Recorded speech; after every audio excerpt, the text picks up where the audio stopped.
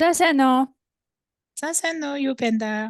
Тайван да. За өнөөдөр болохоор ер нь бол нөхөрлөлийн тухай ярих гэж бодсон. Тэгээд яг хөө хамгийн эхлээд болохоор ингээд TikTok, Instagram дээр сүүлийн үед модонд ороод байгаа энэ 7 найзад төрлийг танилцуулчаад тэгээд цааш нь Мгм. үргэлжлүүлээд ярих гэж бодлоо л доо. За тэгэхээр энэ 7 төрлийн найз ер нь хүнд байдаг гинэ. За эхнийх нь болохоор ингээд чамайг багаас ч мэддэг юм багын найз гэж байгаа байхгүй юу? За дараагийнх нь болохоор Мгм. үргэлж ингээд чамайг инээлгэж идэг нэг найз. Дараагийнх нь болохоор одоо хизээч уулзсан одоо яг хэвээрэл байдаг. Тэгээд ингээд нэг удаан хугацааны дараа уулзсан ч гэсэн ингээд өчигдөр уулзсан юм шиг л мэдрэмж төрүүлдэг найз те. Дараа нь болохоор чи ингээд бүх зүйлээ тэр найзтай ярьдаг тийм найз бас байдаг гинэ. За дараагийнх нь болохоор яг ингээд хатуу шиг найзууд байдаг гинэ. За 6 дахь нь болохоор одоо ингээд чи тэр хөнгүүгээр амьдралаа төсөөлөх боломжгүй тийм найз байдаг. Хамгийн Мгм. сүүлд болохоор чиний бүх төрлийн одоо нөгөө нэг харилцааны чинь драмаг мэддэг те ингээд тийм чи одоо токсик харилцаа ямар нэг найз залуу малуугийнхаа тухай ингээд зөвхөн тэр л хүнд ярьдаг тийм төрлийн бас найз байдаг гинэ. Ийм 7 төрлийн найзууд байдаг гинэ. Мгм. Ийм нэг сонирхолтой сэдв олж харлаа. Тэгээд энэ талаар ер нь нөхөрлийн Энэ талаар 7 ярилцъя гэж бодлоо. төрлийн Аа. найз ер нь нэг хүнд байх боломжтой байх тий. 7 өөр хүнд ч байж болно. Аль эсвэл нэгээс хоёр хүнд ингээд хуваагдсан байх боломжтой байх Тий, тий. болно шүү дээ. Тий. Яг заавал 7 хэсэг байхгүй. За Тий, би ер нь ингээд нэг аа. сүүлийн жилүүдэд одоо нөгөө сэтгэл судлал айгүй их судалж байгаа. Мгм. Тэгээд тэн дээр болохоор хүн ер нь нууц ихтэй байх юм бол айгүй их депресд сэтгэл готролд өртдөгөө. Нууц их одоо байх тусмаа хүнд ярьж чадчихгүй өөрийнхөө амаар нөгөө ингээд өөрөө өөртөө ч хэлж чадахгүй хүнд айгүй их нууц байдаг. Мгм. Тэр нууцаа ингээд гаргаж чадахгүй дотроо байлгах тусан хүний депресс одоо сэтгэл готрол ичих мэдрэмжүүд те өөрөө өөрийгөө буруутгах мэдрэмжүүд маш их байдаг. Хэрвээ чи одоо имжлэгдэж эхлэх юм бол тэр нууцаа ингээд хүнээс санаа зовхоо болоод ярьж эхэлж байгаа мөчид чиний идэгрэл одоо сэтгэлд чи явагдаж эхэлж байгаагийн эхний шинж тэмдэгэ гэдэг юм олж уншсан. Мгм. За тэгэд энэний дараа болохоор би айгүй нээлттэй байх гэж хичээдэг болсон. Одоо бүх найзуудтайгаа ингээд надад аль болох нууц багтай тий.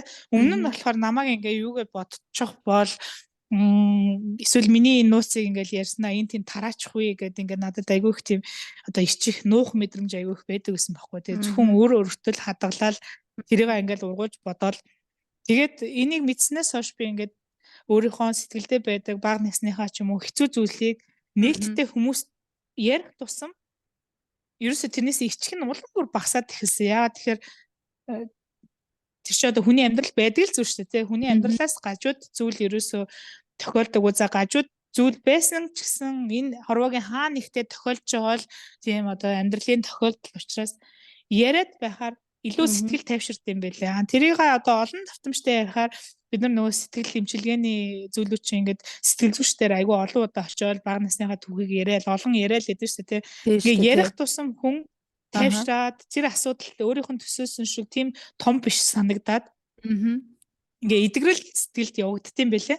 Аа. Тэгэхээр ер нь нээлттэй байх тусмаа ер нь бол сэтгэл зүйн тийм асуудалд орохгүй байх магадлал өндөрөөл гэсэн үг юм биш үү те? Тийм. Одоо Итгэж нөгөө болох. хэдүүн нөгөө нэг юуны нөгөө нэг йог хийдэг охины юун дээр нэг сэтгэл орж ирсэн байсан байхгүй юу?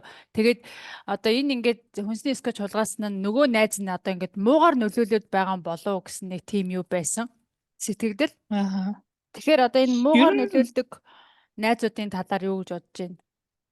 Ер нь ингээд 10 жилийн хүүхдүүдийг ч гэсэн ээж аав нар айгүйх тэгжилдэг штэ. Манай хүүхд бол аймаар сайн хүүхдээ. Гэхдээ энэ нэг хачин юмтай найзлал буруу замаар орчлоо. Энэ айгүй муухай. Энэ л манай хүүхдийг уруу татж байна гэд ингэдэг те. Ингээд өөрийнхөө нөгөөний хүүхдэд хэр халдаахгүйгээр өөр хүний буруу болох айгүй дуртай. Тэгэхээр энэ яг юу гэсэн үг вэ гэхээр за том хүмүүсийн өмнөөс одоо ярихаасаа өмнө бага насны хүүхдүүдээр яриа л та. Ээж аавууд яагаад ер нь хүүхдүүдээ өмөрдөг вэ гэхээр хүүхдээ яг нарийн сайн мэддэггүй. Зүгээр өөрийнхөө төсөөллөөр хүүхдийг боддог байхгүй. Манай хүүхэд ийм сайн, үгэнд оромтгой ийм гэд өөрийнхөө нэг төсөөллөөр тэр хүүхдийг харцдаг. Гэтэл тэр хүүхдийн дотор ийм даалт хүслүүд байна шүү дээ. Тийм ээ, өөрөө хийж үзмээр байгаа, өөрт нь гоё санагддаг зүйлээ магадгүй ээж аавдаа нээлттэй ярьдгүй тэр хүсэл хүүхдэд бол байгаа. Тэр хүүхд чинь тухайн хувь хүн хэдэн настай ч байсаас хамаагүй тий. Бүр бага насны ч байсан хамаагүй өөрт нь ийм даалт хүслүүд бол хүнд байдаг байхгүй юу? Тэрийг ингээд нээлттэй ярьдаг нэг төрлийн хүүхдүүд байна. Нээлттэй ярьдгүй хүүхдүүд за ээж аавд яриад намайг ямар ойлгох юм биш те гэд ингээд хаацсан хүүхдүүд зөндөө байгаа байхгүй. Тэнгүүд тэр хүүхдүүд өөрийнхөө хүслийг ямар нэгэн байдлаар одоо илэрхийлдэг. Эсвэл тэрнтэйгээ ойролцоо зүйлийг хүн эргэлхийлж идэг байхгүй. Тэгэхээр тэр буруу хүмүүстэй найзлаад байна гэхээр тэр хүүхдэд нөгөө буруу найзынх нь нэг зүйл гоё санагдаад өөрөө тийм зан чанартай байхыг хүсдэг. Аль эсвэл яг тийм нээлттэй байхыг хүсдэг. Одоо буруу хүмүүстэй нийллээ гэхээр магадгүй нөгөө хүүхд найрах тамхи хэрэгэлдэг ч юм уу те. Тэгээд олны дунд амар алдартай ч юм уу те найзуудынхаа дунд ийм алдартай хүүхдтэй найзлах гал тэр хүүхэд одоо буруу хүүхдтэй найзлаад байна шүү дээ. Гадуур айгу чөлөөтэй явдаг ч юм уу. Тэр хүүхдийн сэтгэлийн гүнд бас одоо яг тийм юм хийж үзэх хүсэл байгаад байгаа болохоор тэр найзад татагдаад байгаа гэж би бол бодож байна. Тийм магадгүй. Тэгээд угаасаа хүний чинь нэг өдөр тутам харилцдаг 5 хүнийхэн дундад шүүж хийгээд тэгдэг штеп. Тэгэхээр тэр чинь хүүхдийн хувьд бол бас угаасаа л ангийнх нь хүүхдүүд ч юм уу найзалж байгаа хүүхдэр нь л ингээд хэмжиж байгаа л гэсэн үг байхгүй. Тэгээд угаасаа хүүхд одоо гэртээ байхад нэг өөр, анги дээрээ байхад нэг өөр байдаг. Сургууль дээрээ хичээл дээрээ гадуур найзуудтайгаа байхад нэг өөр байдаг гэж бас ярьдсан бэлээ. Манай хүүхдтэй өөрөө тэгж хэлж байсан. Чи анги дээр ямар байдаг вэ гэсэн чинь ер нь шал өөр штэ гэж тэгжсэн байхгүй юу? Тэгээ энийг ингээд сонирхоод үзсэн чинь энэ бас хэвийн зүйл юм байлээ. Яг нэг хിവэрээ нь байх гад байхгүй. Одоо хүүхэд ангиудаа найзуудынхаа дунд нэг өөр дүр төрхтэй болох, гэртээ нэг өөр төрхтэй болох нь ингээд баг зүгээд байгаа хэрэг ерөөсөө биш. Энэ ерөөсөө л хүний ингээд хүн болох процессын нэг хэсэг юм байлээ. Чи яагаад ингээд өөр болчих уу гэд ингээд хүүхдийг хичээх ерөөсөө хэрэггүй. Хэм бол ээжээгаа ч юм уу аавыгаа харангуутаа шал өөр ингээд ээж аавынхаа дэргэд байдаг ч юм шиг сонин ааш гарах гад байдаг. Ингээд өөрийнхөө үйлдэлийг нуух гад байдаг. Тэгтэл хүүхдийн ер нь хүний мөн чанар ч юм бол хамгийн анхны одоо тэр мэдэрч байгаа зүйл нь багш хамт олонний ингээд уур амьсгалыг мэдрээд тэрэнд ингээд би яаж хариу үйлдэл хийх вэ гэж гаргаж байгаа чинь энгийн юм хариур явц байгаа хгүй эрүүл одоо хариур явц. Тэгэхээр гэртээ бол илүү ингээд итгэдэг хүмүүсийн хаанд өөргөд хүүхэд илүү хөөр баясгалантай эсвэл илүү уураач гэсэн чөлөөтэй гаргана шүү дээ. Одоо ээжийнхэн дээрээ намайг ойлгоно, хайрлна гэж үзэж байгаа учраас ууралж орилж байгаа нь ч гэсэн тэр хүүхэд өөрөөрөө байгаа. Ангидаа бол арай нэг өөр тэр нэг үеийнхэн дундаа нийгмийнхаа ингээд байр суурийг жижигхэн анги гэдэг одоо тэр бүлгэм дундаа тий би манлайлагч байх юм уу эсвэл одоо юугаараа онцгорох ингээд тэр хүүхдүүд ингээд нийгмийнхаа байр суурийг олох гээд байгаа байхгүй юу? Тэр дунд олох гэж байгаа тэр процессонд нь бид нэр ичих байдлаар ерөөсөө хандаж болохгүй. Тийм тий хүүш чи яач вэ гэд байвал нэр аюу санаа зовно шүү дээ. Тэгэх юм бол одоо ээж нь ихтгэлтэй хүн биш болчих واخгүй ээж аав нь. Хажууд нь ээж ингээл сургууль дээр хүүхдээ авахгүй л ирлээ. Тэр хүүхэд шууд өөр жүжиг тавиад эхлэх واخгүй ээж хаажууд найзуудынхаа хажууд байдаг шигээ ингээд царайгаа харуулахгүй болоод эхлэх гэсэн үг واخгүй. Тэгэл тэндээс эхлээл ийм бага хэмжээнээс эхлээд ээж аавын харилцааны хүүхдийн хоорондын энэ зааг үсээд эхэлнэ. Тэгэл бүр нөгөө өсвөр наснд очихт нь нөгөө зааг нь бүр улам томроод нөгөө би хүүхдээ ойлгохоо байлаа гэдэг дээрээ очих нь шүү дээ баг. Тий. Тэгээд ер нь хүний харилцаа ингээд бүр багаас нь цэцэрлэгээс нь ахуулаад ер нь нийгмийн дунд ямар байр суурь эзлэх вэ гэдгийг ингээд олж эхэлдэм байлээ. Тэгэхээр ер нь хүүхдүүдийг бол цэцэрлэгт явуулах айгүй чухал. Тэр олон хүүхдүүдийн дунд чи эхлээл машина булаацлан тий тоглоомоо булаацлан тэгээд тэр одоо тоглоомоо за би ингээд булаацлсан гэсэн ангид нэг л тоглоом байгаа нэг нь авдсан байна би хүч хэрэглэх хэвээр болов эсвэл би хүлээж байгаа тоглох хэвээр болов гэд тэр хүүхэд ингээд тархин ажиллаж эхэлдэг байхгүй гэртээ одоо нөгөө сурч чадахгүй зүйлийг цэцэрлэгээс эхлээ сурдаг. Тэгэхээр ингээд сүүлийн жилүүдэд анзаараад байхад ковид гарснаас хойш тэр юм өвчнөөс маш их яагаад хүүхдээ өвдчихнө гэж яагаад ерөөсөө цэцэрлэгт явуулахгүй байж байгаа шууд сургуульд оруулдаг ийм үзэгдэл айгүй их болчиход байна л да тий. Тэрийг бол айгүй буруу зүйл гэж би бодож байгаа. Тэгэхээр цэцэрлэгт ингээд уучраа олоогүй хүүхэд сургуульд орохоор гинтийн шоконд ороод тэрнээсээ болоод маш их стресстэй нөгөө нэгдүгээр нөгөө багшийг зовоогоод тий Тэгээ ээж аваагаа ч гэсэн зовоогоод анги дээр стрессийн зүйлээ яагаад уурлаад байгаагаа мэдгүй гэртээ ирээл үргэлжлүүл уурна. Тэр нь яг хичээлтэй холбоотой биш те. Нийгмийн харилцаанд ингээд ороод явхад аюу хүндрэл тулгарч байгаа байхгүй юу? Тийм яг он. Тэгээ ихэвчлэн ингээд андарч хахад нэг хүүхэдтэй тэг ингээ хүүхдээ гэрээрээ харах боломжтой ч юм уу тийм хүмүүс л тэгээд тах шиг байгаа. Манай охины ангид бас нэг тийм хүүхэд байдیں۔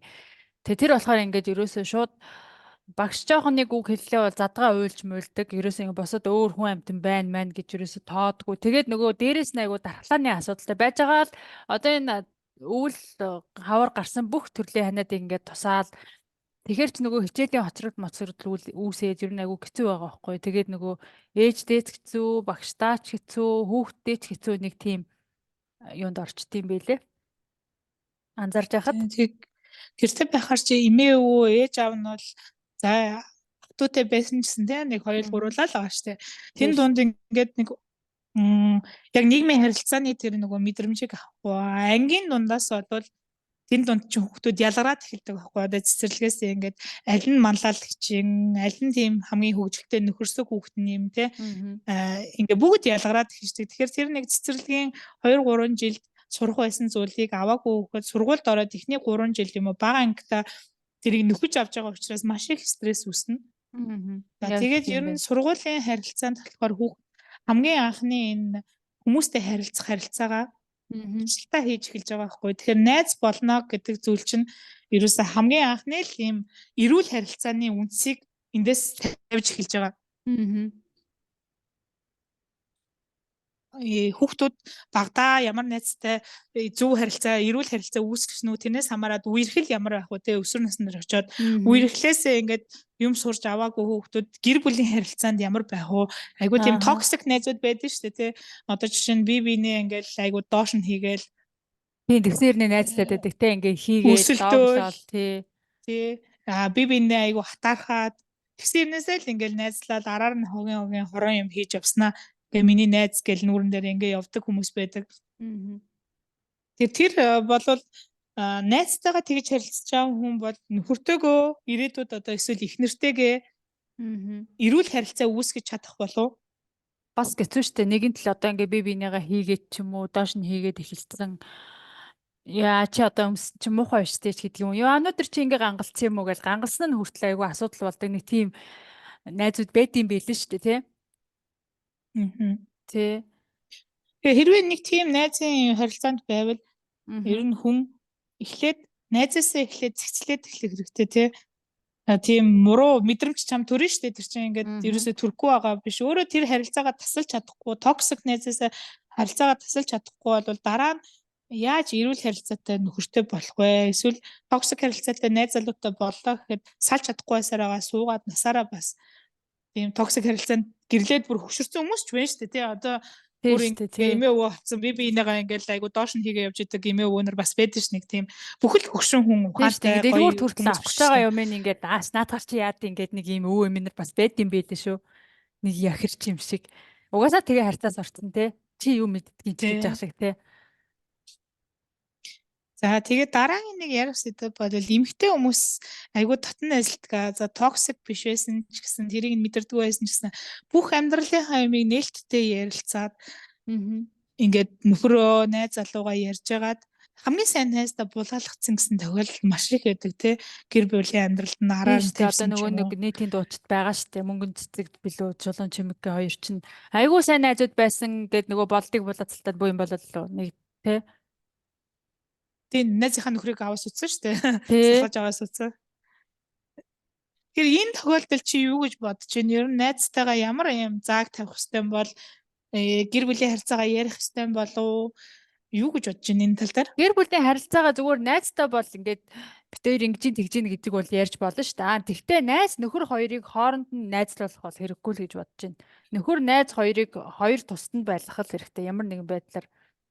Зүгээр ингээд сайн гэдэг харилцаа бол байж болно шүү дээ. Гэтэ тэрнээс илүү дотогшлож тэгээ нөхрийнх нь юм руу хүртэл ингэж оролцоод ирэхээр л ер нь биш болж байгаа бах гэж бодож байна. Тэртээ тэр найз сайн найз нь их нэртэй нь бас нэг юмараа төстэй байгаа болохоор тэр найзд нь тэр нөхөр татагдах магадлал маш өндөр байхгүй юу? Тийм тий. Тий. Хоёр хүн чинь ижил юм дээрээ үнслээд найзалж байгаа болохоор Тийм шүү дээ тэр тий. найз хоёртой бол төстэй зан чанарууд бол байгаа гэсэн үг ш. Царайны хувьд өөрч гэсэн тий. Тийм шүү дээ. Тэгснээ нөгөөх нь арай нэг эмэгтэйдэг найзынхаа байвал тэгээд дуус үсттэй. Одоо нөгөө нэг эмгтээчүүд чинь ингэдэг штэ. За нэг нь төрүүлээд нөхөртэй болчлоо. Нөгөөх нь ингээд нөхөртэй болоогүй байгаа үед нөхрийнхөө ч юм уу аль эсвэл гэр бүлийн амьдралынхаа айгу гоёыг ингээд найзтай ярьдаг штэ тий. Манай нөхөр ингэсэн бид нар ийм байна. Эсвэл ингээд хамтдаа байж байгаа үед харагдаад тий. Ингээд хооронд амар гоё харилцаатай хаа. Ерөөсөө нөгөө найз нь заримдаа яг их суртахууны хувьд нэг тийм сайн биш хүн ч байж болно л та тий. Нөхөр нь л амар гоё санагдаад өөр эр хүнийг харахаа болоо тий. Ерөөсөө энэ л гоё юм байна гэсэн мэдрэмж бас төрж болох байхаа тий. Тийх бах найзынхаа нөхрийг л энэ л гоё юм байна гэдэг. Манай найз л амар гоё нөхөртэй, гоё харилцаатай байна. Ийм л нөхөртэй болчаамсан гэд одоо эр хүний абсолют нь нөхөр болоод хувирчвал нөгөө найзынхаа нөхөр болоо хувирчвал хизээ нэгэн цагт яг үнэн маргаашгүй биш гэсэн гэд өөр юм болох ч юм уу ядахтаа араар тавьмаар ч юм шиг мэдрэмж төрж бас магадгүй тий. Тийм шүү дээ. Яагаад тэгэхээр тэр хоёр эмэгтэй чинь ижил төстэй юмараа найзалж байгаа юм чинь ижил төстэй залууд татагдах магадлал бас өндөр байхгүй юу? Ер нь. Тий. Тэгэхээр бас тэр найзынхаа найзууд дурлж тохиолдол бас тэгэж гардаг юм байна л да. Кино хүртэл хийгээд тийм л учиртай юм байна. Тийм болохоор анхнаасаа ер нь найз нөхөр хоёрыг зүгээр хооронд нь холол байлцсан дээр л гэж бодож байна. За гэтэл ийм нэг тохиолдол байт юм байна. Одоо гэр бүлийн найзууд эхнэр нөхрөөрөө найзалдаг гэр бүлийн найзууд аюул олон жил найзалж агаад тэгээд эсрэг талынхаа эхнэр нөхрүүд аюул олон жил найзсан уушаад аюул дотны найзууд байна шүү дээ тий. Эсрэг талынхаа нь одоо эхнэр нөхөр үүд нь хоорондоо явуулдаад ингээд салаад бүр суудсан хүмүүсийн нэг тохиолдол байт юм байна. Oh my gosh, ямар амар. За Тэгэхээр одоо бид нар хинт итгэх хэрэгтэй юм бэ те. Тэгэж гэр бүлийн найзтай байх ёстой хүн ер нь. Тийм шүү дээ. Гэр бүлийн найзтай байх ёстой шүү дээ. Гэхдээ одоо хоёр найз охины хоёр нөхөр хоорондоо найзлахаас илүү хоёр эрэгтэйгийн эхнэрүүд найзлах нь илүү амар байд юм шиг надад санагддээ шүү дээ. Яагаад? Мэдгүй тэрийг яагаад гэдгийг бол сайн мэдгүй. Одоо чиний таны ярьсан тохиолдол бол анхнаасаа ингээд дөрүүлээ гэр бүлийн найзууд байсан гэж байгаа шүү дээ. Тэгтээ хамгийн анх хоёр нөхөр найз байсан юм уу? Эсвэл хоёр эхнэр нь хоорондоо найз байсан юм уу? Ингээд тэр бол нэг тийм асуудал биш. Хоёр одоо хоёр нөхөр нь л найзууд байсан анхнаасаа. Харин тий хоёр нөхөр найзууд байжгаад тэгээ хоёр нөхөр найзууд байжгаад ингээд эхнэрүүд нь найзлах нь илүү амархан байд юм шиг надад санагддаг байхгүй. Одоо манай одоо жишээлбэл багын найз бит хоёр найзлаад хоёр нөхрөө хооронд нь найзлуулъя гэд ингээд дөрүүлээ хамт хоолнд ороход хоёр нөхөр хоорондоо найзлж чаддгүй юм байлээ. Яагаад гэдгийг мэдэхгүй. Тийм тий. Одоо эмэгтэй хүн чинь илүү дасан тохиомжтой чанар сайтай учраас илүү хурдан тасаад эмэгтэйчүүдийг ойлгосчдаг баха. Ирчүүд чинь шинэ ингээд хүнтэй эхнэрээрээ найз болох магадлал нь тухайнаас л хамаарх байх та тий. Тэгсэн ирчүүд бас байдаг бах. Эхнэрийнхээ найз охтуудын гэр бүлэрээ ингээд гэр бүлийн найзууд гэдээ харагдаж та. Бас байдаг л байх л да. Гэтэ ховрол юм байлээ. Ер нь бол эрэгтэй хүмүүс эхнэрээрээ дамжуулж нөгөө найзынх нь нөхөртөө найзлна гэдэг бол ер нь их л ховрол юм шиг санагдсан надад. Саяны ингээд кейсийг би ингээд бодоод байхаар хүн ер нь анханасаа ингээд баг зэргийн red flag мэдэгдэн штэ тий. За нөхрөөсөө болвол нэг салж болдгүй юм байжээ. За тэгтээ найзаас олсол салж болно ш. Тэр хоёрыг хүүхэд холбож байгаа биш, эдийн засаг холбож байгаа биш. Тийм өөрсдийнх нь бие биенээ гэсэн сэтгэл итгэл үнэмшил найзуудыг холбож байгаа тий. Тийм тохиолдолд red flag найзаас илрээд байвал одоо манай нөхөрт илүү дуртай санагдаж байгаа ч юм уу аль эсвэл надад заримдаа юм дээр хатаархаад байдаг үе ингээд нэг сонин комент хэлдэг ч юм уу тий. Сэтгэл рүү ингээд эвгүй санагдах комент хэлдэг ийм найз байгсан хэрнээсээ мэдээд байгаа хэрнээсээ үргэлжлүүлээл тэр харилцаанд байгаа л гэр бүлийн найз байгаа л ингээд олон жил явхаар тэр хүн бол гинт нэг өдөр тэгэж араар тавиал эсвэл найзаагаа хурах тийм шийдвэрт хүрэхгүй шүү дээ. Өмнө нь бас муухай зангууд гаргасан л байж таараа тий. Айгүй их суртахууны моралын өндөр ийм сайн хүн байснаа гинт тэгэж найзыг араар нь тавьж чадах тийм амар жүжигчин хүн байна гэж бол би төсөөлөхгүй байна. Яг байна. Тэгэхээр хэрвээ тийм red flag анзаарагдвал тэр харилцааг тасалж хүн сурах хэрэгтэй. Эн чинь одоо гэр бүлийн харилцаа биш. Аав ээжийн харилцаагаа таслах гээд байгаа ш тий. Өөрийнхөө сонголттой хийж байгаа харилцааг үнэхээр таалагдахгүй байвал солио шинэ хүрээлэл үүсгэж болно. Эсвэл нэг удаа яг уучлаад нүүрэн дээр нь тустаас хэлэх хэрэгтэй. Чиний ингэж байгаа надад таалагдахгүй байна. Гэтэ би чамаа ингэж чи миний найз учраас би чамааг алдмааргүй байгаа учраас энийг чамд хэлж ийна гэд нэг удаа нэг хэлээд үзэх хэрэгтэй. Тэгээд байхад үнэхээр тэгээд байх юм бол тэр хүн бол яг үнэндээ бол найз биш байна л гэсэн үг тий. Тийм тий. Тэгээ бас харилцаагаа авч үлдэхин тулд хэлэх хэрэгтэй л тий. Шууд л бүх юмыг таслаад байвал хизээч ер нь төгс юм алдахгүй шүү дээ. Тий. Эсвэл найзалж явах явцдаа хоёулаа нөхөртэй болоогүй байх үедээ би биендээ тусдаас ойлгуулчих хэрэгтэй. Одоо ингээд нөгөө нэг эхнэр нөхрүүд чинь танаа манаа гэсэн нэг хэрүүл болдог штеп. Тэрийг нэг анханасаа тохиролцоод за танаа гэсэн юм байхгүй, манаа гэсэн юм байхгүй. Чи бит хоёр нийлээд шал өөр нэг 3 дахь манааг үүсгэж байгаа шүү гэдгээ анханасаа тохиролцвол танаа манаа гэсэн хэрүүл гарахгүй байх боломжтой штеп. Тэрэн шиг найз охинтойгоо ч гэсэн ингээд багасаа найзалсан байсан ч гэсэн явандаа ингээд нэг найз залуу малуутай болох үедээ ер нь ингээд октод ингэдэг гинэ хоёул бол тийм байхгүй штэ гэдгээ бас тустаас ярилцсан л амар те. Тэр энэ нөгөө ерөөсө хувь хүний boundary-ийн хил хязгаарын хэмжээ байгаа юм да тий. Нөхөртөөгөөч гэр бүлтэйгээ ч гэсэн өөрийнхөө ингээ хил хязгаарыг тогтоогоод өгнө. Найзтайгаа ч гэсэн ингээд өөрийгөө тойруулсан нэг жижигхэн хэмжээний тойрог өөрийгөө хамгаалсан тойрог бол үргэлж байх хэрэгтэй. Тэр тойрогийг ингээд хязгаар нь хаана мэддэхгүй басан үед л нөгөө хүн дураараа бидний юм орон зай руу орж ирнэ шүү дээ. Тэгэхээр найз ишний амар дотны байсан ч гэсэн заримдаа бас орж болохгүй зүйлүүд байна тий. Тэднийг ингээд анханасаа тодорхой болгоод өгчөнгүүд хүн гоё нөхөрлөлийг үүсгэх бас боломжтой. Тийм боломжтой. Тэр хил хязгаар ер нь анх ханаас эхлээ сарндаг гэж чи бодож байна. Одоо юунаас сэтгэл зүйн ямар үүднээс ингээд тэр хил хязгаар сарндаг вэ? Анханасаа тогтоосон хил хязгаар сарнихтаа юу? Хүн өөрөө ингээ хил хязгаараа тавьж чаддгүй хүмүүс байдаг шүү дээ тий. Өөрийнхөө дургу байгаа юм а хэлж чадахгүй ч юм уу тий. Би ийм юм дургу гэдэг найздаа ч хэлж чадахгүй нөхөрдөө ч хэлж чадахгүй аль эсвэл ер нь ингээ ажлын хүмүүстэй ч гэсэн тий. Би энэ өөрийнхөө үүрэгт ажлыг хийж чадах химээр байна. Чиний наад өгсөн одоо чиний ажлыг ингээд наашаа цаашаа кофенд гүйлгэх ч юм уу тий. Ийм өдөр тутмын хэрэггүй юмд би хиймээргүй байна гэдэг ингээ хязгаараад бас ажил дээр тогтоож чадаагүй ч юм бас байдаг шүү дээ. Тэр хязгаарыг ер нь тавьж чаддгүй хүний ихтэл яг хаанаас байдаг гэж боддог. Ихтэл бол гэр бүлийн хүмүүжлээс л гэж бодож байна. Угаасаа нөгөөт таалагдах хүсэлтэд автаал тэгэл ингэчих юм бол намайг таалчих юм болоо гэсэн. Одоо нөгөө сайн охины синдромын бас нэг юу байж магадгүй гэж л бодож байна би бол. Таалагдах хэрэгцээ ч юм уу те. Энэ болохоор бүр яг үнэхээр сэтгэл судлаараа эргээл хүүхэд насны дээр очиж байгаа те. Ээж аавууд өөрийнхөө нөгөө хүслээр хүүхдийг байлгах гэдэг штэ. Тий Инктиг гэд тэндээс эхлээд нөгөө хүүхдийн хил хязгаар чинь сарничдаг байхгүй юу? Анханасаа хүүхэд одоо өөрөө бас анханасаа уг нь илэрхийлдэг штэ. Би ингэмээргүй байна, тэгмээргүй байна гэх тэрийг нэг ойлгох байдлаар ч юм уу ингээ илэрхийлээд байсан чинь ээж аав нь үгүй чи ингэж болохгүй те. Миний хүснээр л бай, ингэж хувцас л одоо ийм ааш гарга ингээд анханаас нь нөгөө хил хязгаарыг нь сарниулцдаг. Би ингээ хувь хүн юм байна гэсэн мэдрэмж тэр хүүхдэд байхгүй болчоор дараа нь нөгөө нийгмийн харилцаанд орохороо бас тэрийг ойлгох ойлцдог байхгүй. Ээж нь одоо хөвчлэн бид нар зарим Монгол ээжнэр бол бүх юмыг нь заах гэдэг шүү дээ. Амьдралыг нь заах гэдэг. Тийм шүү дээ. Бүх юм нь оролцдог. Тэнгүүд тэр чин дараа нь найзтай болох үед тийм найзтай болчвол өөрт нь айгу тотон мэдрэмж төрдөг байхгүй. Одоо найз нь оролцоолоо чи ямар сонио хувцас өмссөн бэ?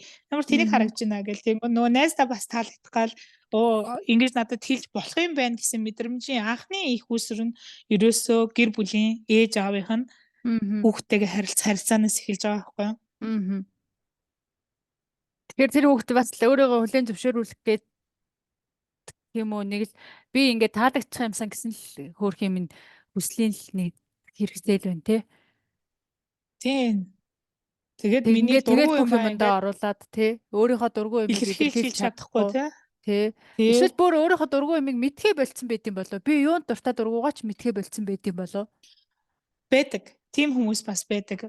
Одоо би энэ брокколин дургүй гэж хүүхэд дэгдэн штэ тий. Тий. Тэнгүүд ээж аав нар зүгээр хамгийн энгийн жишээгээр хэлж байгаа. Үгүй ээ наад чинь би эн чинь сайн ид гэд ингээд хүчилдэг тий. Зарим үед хүүхдүүд хэлдэг штэ би энэ хувцыг өмсмөөргүй байна гингүүд үгүй ээ энийг өмсгээл одоо ээж аав нар дайрдаг тий. Энд чинь өөрөө хүүхдийн нөгөө сонголт хийх эрхийг ойлгомжгүй болгоод хэлдэг байхгүй юу. За тэгээ эхлээд хүүхэд эсрэгүүцэж чаад энэ чинь олон удаагийн давтамжтай болонгууд за ээжтэй яаж сөргөлцөөд угаасаа бидэлхгүйгээс хойш гээд нөгөө өгсөн эмийг нь иддэг, хувцсыг нь өмсдөг, хий гэсэн хичээлийг нь хийдэг. Гэхдээ тэр бол бүгд нөгөө ээжэд зориулаад хийгээд байгаа тий. Өөрөө бол сонголт биш. Тийм ялгах сэтгэлтэй. Тэр хийж явах үедээ ялгах сэтгэлтэй. Тэгсэн ирнэ энийг хийчих юм бол ээж намайг хайрлах юм болов гэсэн бас нэг тийм өрөвдмөр бодол явж л байгаа х тий. Тий. Харилцах юм болоо. За би ингэвэл ээж уурахгүй. Эхний одоо бодол чинь тийм шүү дээ. За би ингээл үгэнд нь орчих юм бол ээж уурахгүй юм чинь. Би ингээл хийчихэл таал гэл бодчихно тий. За тэгээд дараа нь тэр чинь бол яваа ядаргаатай ингээл гэрээ цэвэрлэл гэдэг хад хүүхэд басаад үгэнд ороод гэрээ цэвэрлэнэ. Гэтэ өөрөө ингээ гэрээ цэвэрлчих юмсан гэсэн бодолгүй байвал дандаа хүний өмнөөс хийж өгöd байгаа байхгүй юу? Гэрийн даалгавар эгч тэр, гэрээ цэвэрлэгч тэр. Ингээд өөрийн шийдлээр хийгээгүйгөө сүултээ өөрийнхөө дуртай дургүй юм а мэдхэ болчдөг. Дандаа л нөгөө хүн л шийдэд ахаар ямар хичээл дуртайгаа мэдхэ болчдөг. Тэр чи одоо бүр жижиг юмнаас эхэлж байгаа. Хоолноос эхэлнэ, хувцнаас эхэлнэ. Дараа нь чи ийм сургуультанд яв гэж хүчлээд ахаар дуу хоолойг сонсохгүйтэй миний охин энэ дуртай байна уу, дургүй байна уу? Чи ер нь юу сонирхтой? Тэр чиглэлээр чи ээж нь сургуультанд явах уу гэж асуухгүйгээр тий. Энд л яв гэдэг ангууд хүүхд сүултээ өөрийнхөө дуртай амиг мэдхэ болчдөг байхгүй юу? Тэнгүүд өөрийнхөө ингээд даалт төслүүд дотроо дарагдаад дуу болон дарагдангууд том болоод юунд дуртайгаа мэдхээ юм болчдөг.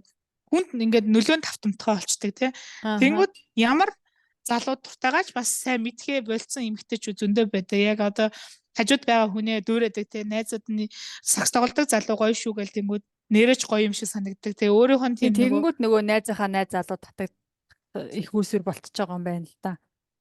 Тий, одоо ингээд бүр яг багасаа эхэлж байгаа байхгүй сэтгэл зүйн асуудал. Тийм байна. Найзынх нь сонирхсан залууд нэр гоё юм шиг харагдаад тий. Тэр чинь өөрийнх нь бодол гэж байхгүй байгаа дээ шүү дээ.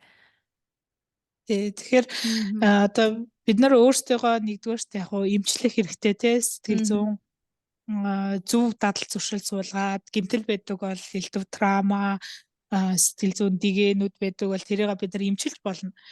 За хоёрдугаарт дараа нь бид нар гэр бүлтэй болно. Зарим одоо биднийг сонсч байгаа хүмүүс гэрлээгүй байж болно л тоо. Гэрлээгүй бол бүр сайн сэтгэл зүйн эмчилгээг бол гэрлэхээсээ өмнө ганцаараа байхдаа эхлүүлвэл бүр айгүй зүгээр байдаг байхгүй яа. Тэгэхээр дараа нь зөв эрүүл хүнтэй суух магадлал өндөр болдог. Нэгэн суугаад хүүхдтэй болцсон байвал бид нар өөрийгөө эмчилгээний хажуугаар бас хүүхдээ ийм асуудалтай болохгүйгээр хүмүүжүүлээд эхлэх хэрэгтэй. Тийм шүү дээ. Өөрийнхөө асуудлыг хүүхдтэй уламжлуулахгүйгээр гэсэн үг шүү дээ, тий. Тий. Энэ нөхөрлөлийн асуудал бол за яхав тэ найзууд тэгэл нэг тийм шүү дээ, тий. Тэгэл ингээд хаяг жижигхэн асуудал бол биш байхгүй юу? Бүр багаас нь эхлээд анзаарах хэрэгтэй. Ер нь хүн ямар хүнтэй найзалж байгаагаас бас хамаардаг нь яг үнэн. Болохгүй хүмүүстэй нийлэл байхаар хүүхэд ерөнхийдөө болохгүй тийшээгээ явцдаг шүү дээ, тий. Сон юм сураад ирсэн байдаг. Одоо хараалын үгнүүд хэлээд эхэлдэг тий.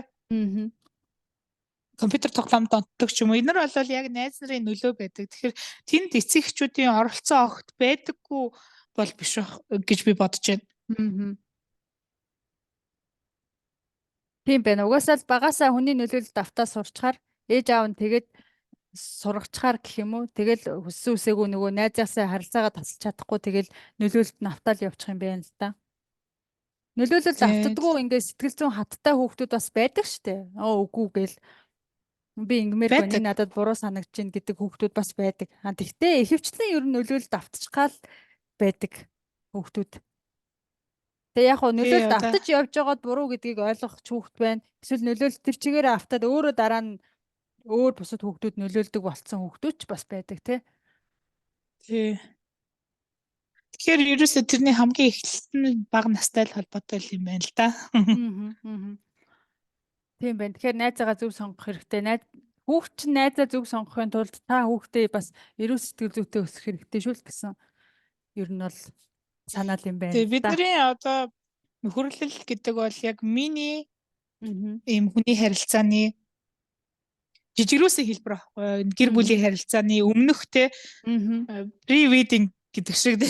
Одоо нөгөө Аха. хөрмийн өмнөх гэдэг шиг хүнтэй танилцаад үерхэл хайр дурлалын бүр айгүй complicated ийм хэцүү орооцолцсон асуудлаас өмнөх зүгээр туршилтын хэсэг бол найзтай хэр эрүүл харилцаа үүсгэж байгаас бид нар өөрсдөө бас дүгнжиж болно. Мгм. Тийм байна. Тэгээ нэгэнт одоо буруу харилцаанд ороод явчвал дараагийн харилцаанд эрүүл байх бас ямар ч үндэслэлгүй болчиход явна л да. Мгм. Чамд одоо тийм тохиолдол байсан уу? Токсик найзтай ч юм уу? Эсвэл ингээд нэг нөлөөнд автдаг тийм тохиолдол байсан уу? Өө би өсвөр насндаа бол маш их бусдын нөлөөнд автдаг хүүхэд байсан. Мгм. Тэгээд одоо сүүлд ингээд сэтгэл зүй сонирхсноос хойш би энэ хаанаас эхэлдэг юм бэ гээ ингээ хөөгд эхэлсэн чинь манай аав ээж их хатуу хүмүүс байсан л да. Яг Мгм. хичээл хийх хэвээр ингээд одоо түрүүний ярьсан шиг те. Ийм би Мгм. өөрийнхөө э, хил хязгаарыг ерөөсөө гэртээ дуу хоолой гаргаж чаддгүй байсан учраас Мгм. найз нарын дунд бас өөрийнхөө дуу хоолой гаргаж чадахгүй хүүхэд болоод өссөн. Аха. Өсвөр насн дээр. Аха. Тэгээд зүгээр л эргэн тойронд байсан хүүхдүүдийн нөлөөнд ингээд шууд дагаал явцдаг.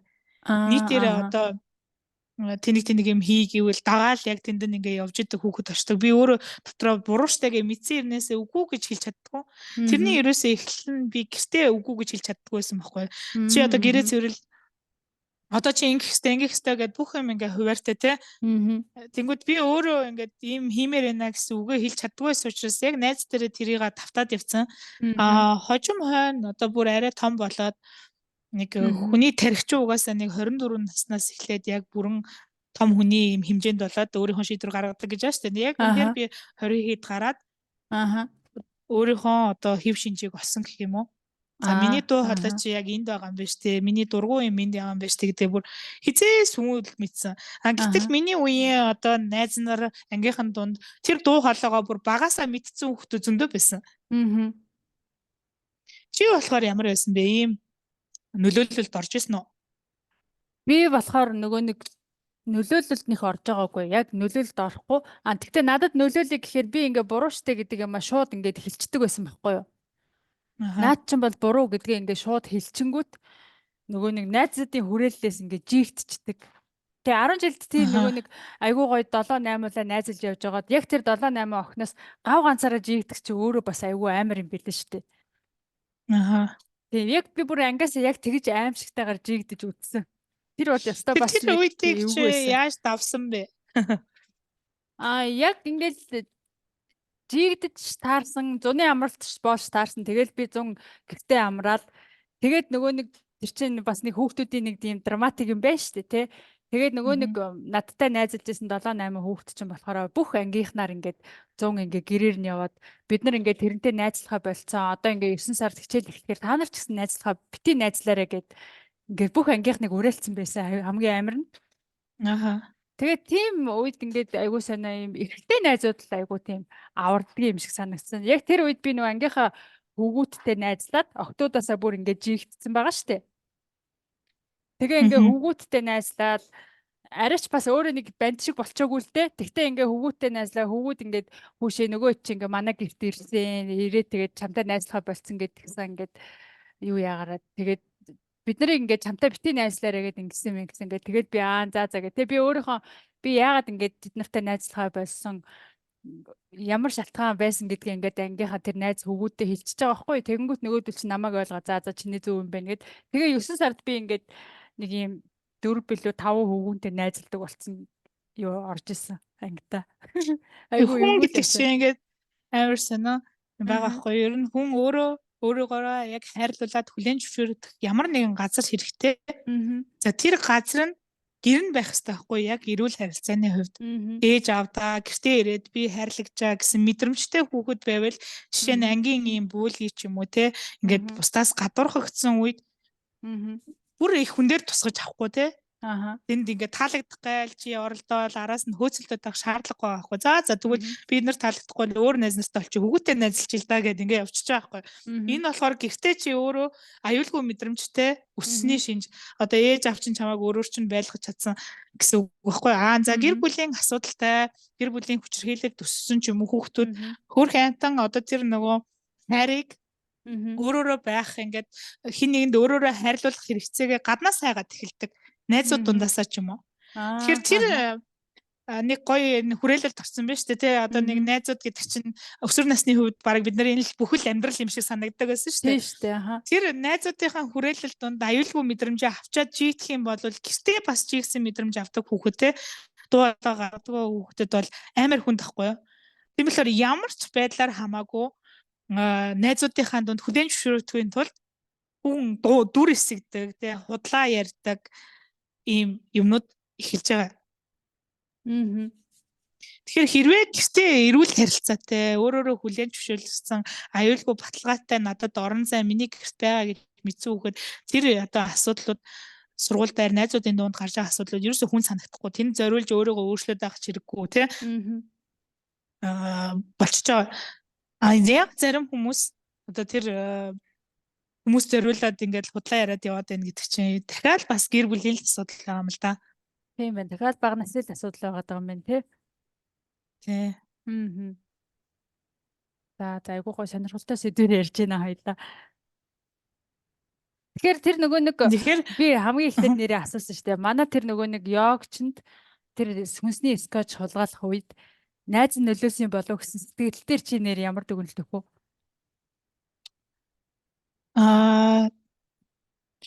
Найз би хүнд тэгж нөлөөлдөг гэж бодохгүй байна. Зөвхөн хүний далд байсан хүслийг гаргаж ирэх найзууд гэж бол байгаа. Тэгэхээр чи сөрөг юм бодоод сөрөг зүйл хиймээр санагдаад далд хүсэл чинь байж ижил тэр хүнтэй очиж найзлна. Тэгэхээс огт ингээд чи хүсээгүй байсан чинь нэг хүн ирээд наалт чинь гэж байхгүй байхгүй юу? Тэнгүүт чи хулгаал гэдэг чихэнд нь шивнээд байна гэж байхгүй тий. Одоо буруу юм чамаар хийлэгдэх хүн гэж байхгүй. Чи өөрөө ямар нэгэн байдлаар тэрийг хий, аль эсвэл нөгөө хүн таалагдъя, нэг сэтгэл зүйн гэмтэлхэр шүү дээ, тий. Би одоо гэрээсээ авч чадахгүй байсан мэдрэмжээ найзаас авах гэдэг шүү дээ, тий.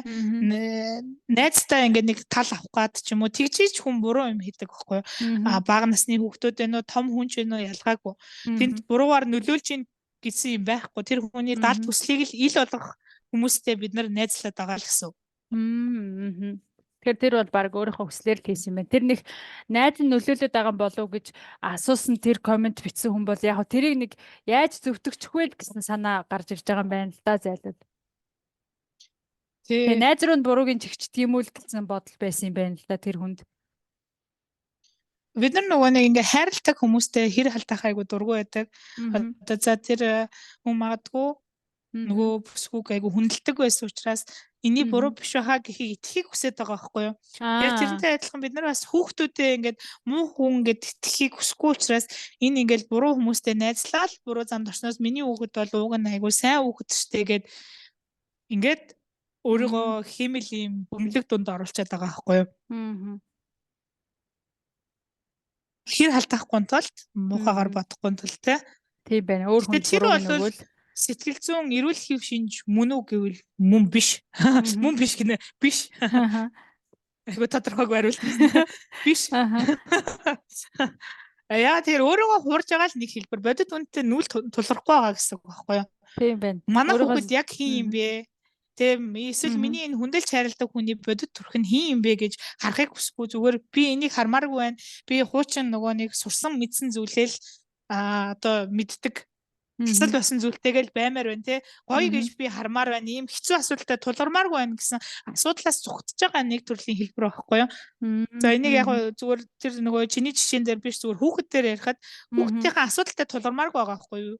Миний хүүхэд хэцүү хүүхэд штэ гэдгийг мэдэхгүй зүгээр л миний хүүхдэд өөр хүүхэд нөлөөлсөн гэвэл айгүй амархан санагдаад байгаа байхгүй ээж авд. Тийм байна те. Хүүхдээ яг ойлгоё ингээд амар тэр чинь процесс шүү дээ тий ингээд тэр хооронд хоёлаа муудалцсан ингээд тийш хүүхдээ асуудлууд үүсэн тийм юмыг ингээд сэтгэлийнхаа гүнд мэдрэмээргүй байгаа болохоор л бид нар зүгтж байгаа нэг хэлбэр. Гэхдээ ер нь энэ асуудал гэдэг зүйл чинь хүнд дандаа сайн зүйл авчирдаг.